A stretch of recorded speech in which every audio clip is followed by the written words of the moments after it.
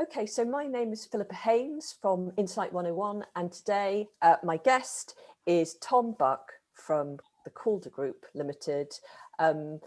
It's a financial advice and succession planning firm.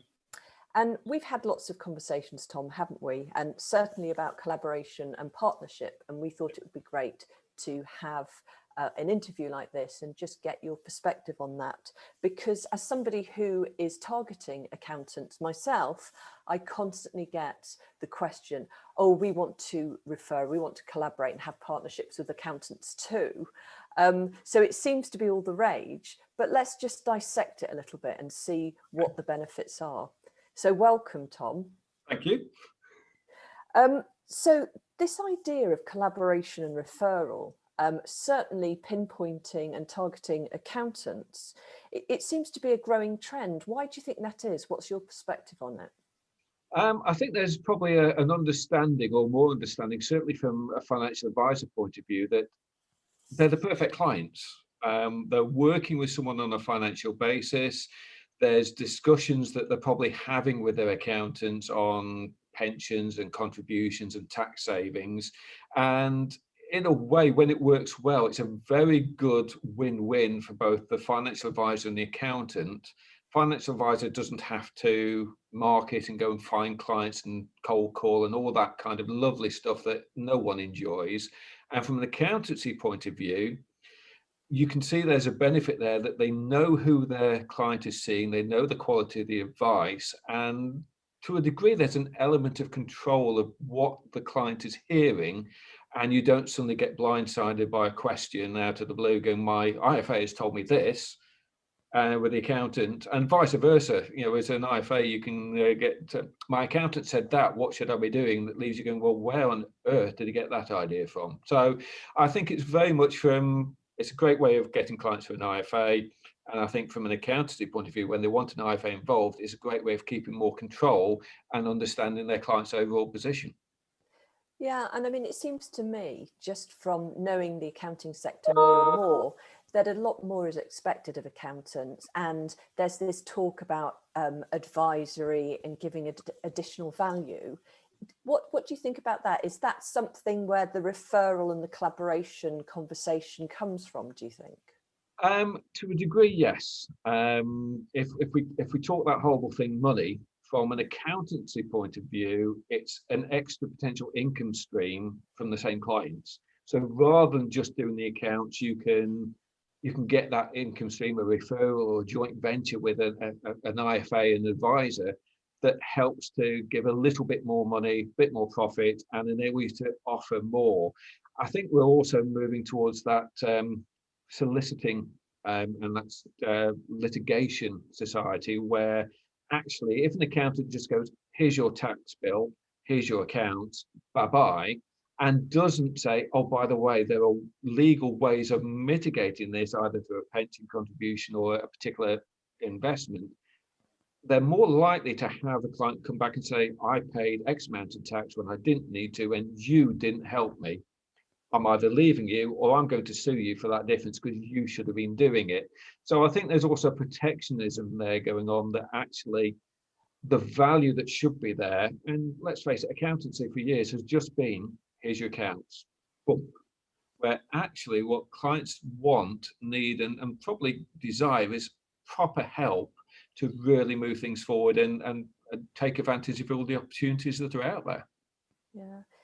And what do you think what has the response been from accountants so far? Because, you know, when I have conversations with them, admittedly it's a busy time of year, but they can sometimes say, well, you know, we're already got lots of new clients coming on board, we're already incredibly busy. So from those two angles, you know, they're not necessarily always wanting to have yet another conversation and doing yet something else.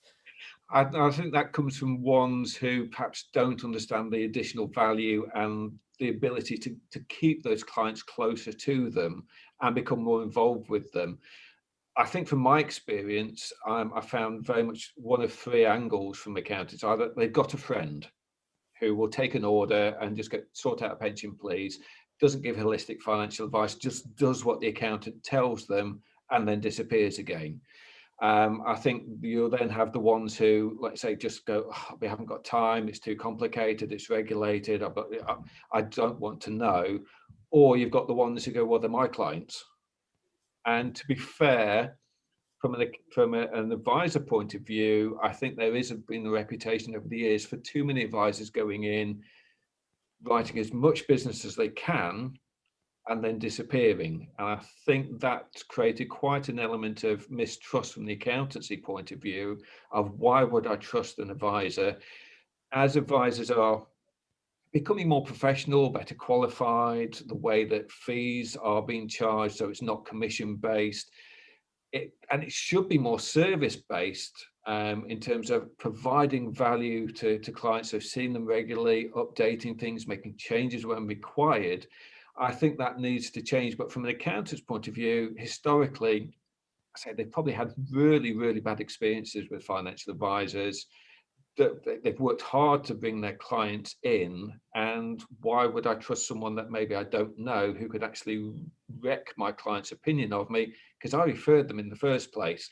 So it can be a little bit of perhaps lack of knowledge, lack of understanding, poor experience, or yeah, it could be the fact they're going, actually we don't want that kind of business. And I think that can be a little bit short-sighted because everyone else seems to be going down that route. You want to try, even if you don't get paid any extra, and accountants do have to declare any referral fees they get, but just to make sure that the clients have been looked after and you're adding that extra value, even if you don't earn from it, I think it's worth having those conversations. Yeah, and I mean there are those accountants who are having those conversations, and I'm sure you'd agree with that. But of course, that way of thinking and sort of moving with the times, if you like, it does take planning. It does take time away from the day job, and you know that's just a fact, isn't it? So you have to factor that in. But Yes. there are accountants out there, as we both know, who are very forward looking. I mean, what examples have you got where, you know, it just works? What are those particular accountants like? How would you describe them from an attitude perspective? I think, first of all, they're not accountants in the way that we understand accountants. And I'll go back to that. Here's your accounts, here's your tax bill, here's my invoice, bye-bye, see you next year when you bring your books in. Accountants that are forward looking are actually working with clients. I've got one I work very well with where he knows the clients inside out. He has a conversation with me I've been talking to a client about this. Is there something we can do, or can we do this, or can I help them achieve that, using financial services, using financial advice? So I think with him, he's seen great growth in his business over the last couple of years because he's got under the skin of his client without it being in a bad way, understands them and provides extra value. I think the danger you have to be aware of is it's got to be a partnership. And I think that's the thing, accountancy and even the financial advisors have got to try and understand it's not me and them. It's not you allowing me access to your client. It's two professional individuals working in a way that fits perfectly, gives holistic advice in terms of accounts, tax, financial planning, protection, everything in one foul swoop, with two people who really understand the client. And I think that's the key thing. It's the client at the end of the day who makes all the difference. So again, you've got to find the right financial advisor with the right accountancy practice. There's no point a big city financial advisor going and working with an accountancy practice who just deal with farmers. They're never going to understand. They're never going to see to eye. And the same, you don't want a financial advisor who specializes in big companies and big groups, then going and seeing small self-employed individual contractors, because they don't understand their world, they don't understand where they're going. And the only other thing I'd say is I've seen quite a few accountants where they've got someone to do one bit of financial planning, someone to do another, or to keep everyone happy, they go, we'll have a range of financial advisors to choose from. Well, actually, you don't get a relationship then. You don't get anyone embedding in the business. You don't understand each other properly. And that, again, just turns into your client going, I need a mortgage. Do you know anyone?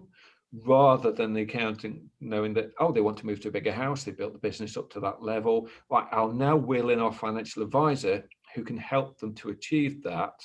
Or, you know, if they want to buy their commercial property, we'll work with the financial advisor for the next 5 years to help them achieve the pension fund that allows them to do it. So yeah, it's got to be a partnership. If it's one in control or one thinks they're in control and you're trying to please everybody under the sun, it's not going to work. So you do need to be very careful about who you choose to work with and make sure you've got the ground rules set before going. But I say it just adds extra value, embeds the clients and makes everyone tighter so you can have more value. Whether or not you want more money from it, it's that extra value and making sure your client just thinks you're the bee's knees and will turn to you every single time he's got a financial decision to make.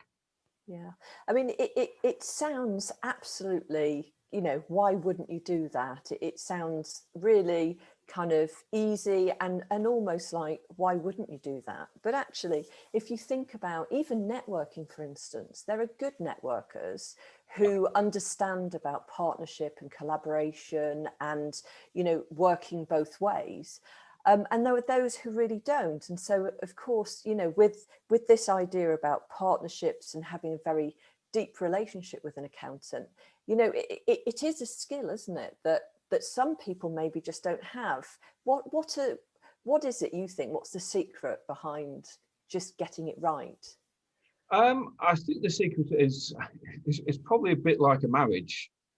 You know, you don't go on a date with someone and perhaps some people do, but I think most of us on the first date, we're not going, I've met the person, that's it. And I think that's the problem when it comes to accountancies, practices and IFA practices working together.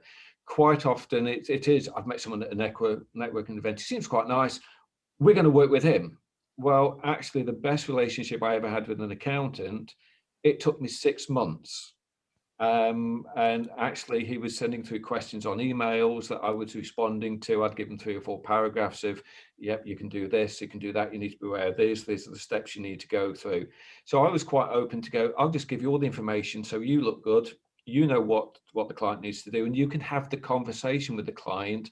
And I only get wheeled in when the client goes, that's what I want. And it's a lot easier. I wasn't aware that he was also talking to about 3 or 4 other IFAs at the same time. And actually at a networking event, he stood up and he just said, right, this is a response from an IFA I won't be using. And it was just whatever it was along the lines of, yes, book the appointment and I'll talk to them about it. So this is why I'm using Tom, because he wanted that information. He wanted to understand all the pros and cons, all the processes, and if it went wrong, what was the implication?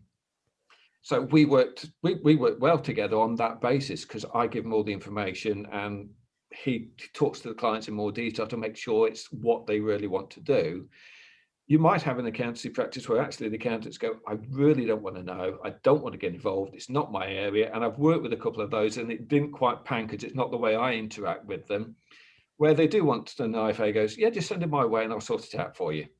So you've got to take your time. It will take a long period of time. It will take months to make sure that relationship's right. You've got to set the groundwork. You've got to know exactly how it's going to operate in practice, what training each other are going to receive from the other party.